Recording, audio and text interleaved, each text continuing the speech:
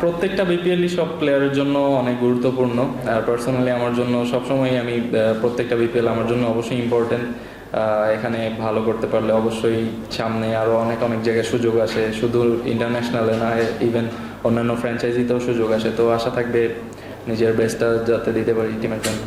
আলহামদুলিল্লাহ আমাদের টিম অনেক ভালো হয়েছে আমার মনে হয়। আর দেরিতে বলতে গেলে আমরা সবাই খেলার মধ্যেই ছিলাম, তো সেই হিসেবে একটা ছোট ব্রেক আমাদেরও দরকার ছিল। খেলার পরে আমরা অনেকেই ছিলাম ওয়েস্ট ইন্ডিজে, অনেকেই এনসিএল টি20 খেলেছে, তো এর খেলা শেষে একটা ব্রেকের দরকার ছিল, এই জন্য আমাদের দেরি করে একটু শুরু করা, একদিন পরে বা 2 দিন পরে।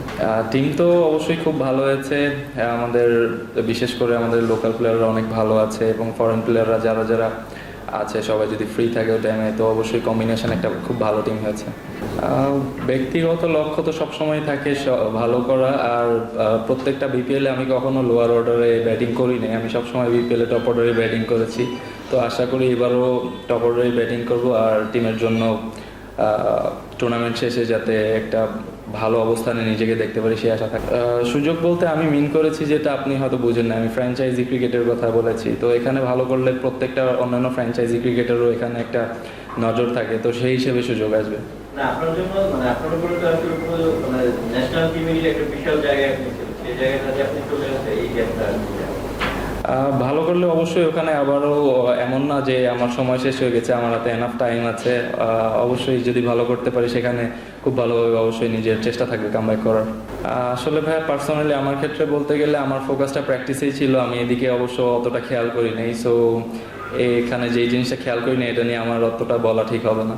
আপনি ডিস্টার্ব ফিল করেন কিনা স্টুডেন্টদের? আমার ফোকাসটা প্র্যাকটিসে ছিল, আমি আর কিছুতে ফোকাস দিইনি, তো আমার মনে হয় না আমি ডিস্টার্ব ফিল করি।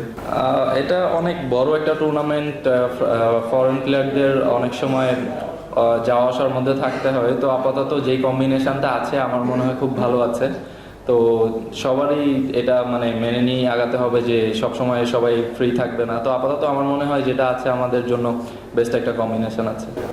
আশা তো শুধু ইব্রাহিম জাদওয়ানকে নিয়ে না, ইব্রাহিম আছে, আমাদের টপ অর্ডারে নাইম শেখ আছে। তো অবশ্যই আশা থাকবে দুজনের কাছ থেকেই আমরা যাতে ভালো একটা স্টার্ট পাই। তো সবার জন্যই আশা আছে, এমন নাই যে কারোর জন্য আশা নেই, সবার ক্ষেত্রেই আশা আছে যে টিমের যাতে ভালো করতে পারে। মাঠের ক্রিকেট বলতে গেলে বিপিএল এর আগে নতুন বলতে গেলে আমাদের যে এনসিএল টি20 একটা টুর্নামেন্ট হয়েছে, এটা অবশ্যই একটা ভালো দিক। কারণ এর আগে আমরা যখন বিপিএল খেলেছি তার আগে কোনো টুর্নামেন্ট ছাড়া জাস্ট প্র্যাকটিসের মাধ্যমে আমরা প্রিপেয়ার হয়েছি। তো প্র্যাকটিস আর ম্যাচ অনেক বড় একটা ডিফারেন্স। তো এনসিএল টি20টা খেলে সবাই বিপিএল খেলবে, এটা একটা ভালো দিক, এটা বড় একটা চেঞ্জেস। আর তাছাড়া আরও অনেক চেঞ্জেস আপনারা তো দেখতে পাচ্ছেন যে আমরা এই যে এটাই আমাদের জন্য চেঞ্জেস ছিল, একটা টুর্নামেন্ট পেয়েছি বিপিএল এর আগে, এটা একটা প্লেয়ারদের জন্য একটা বড় পাওয়া।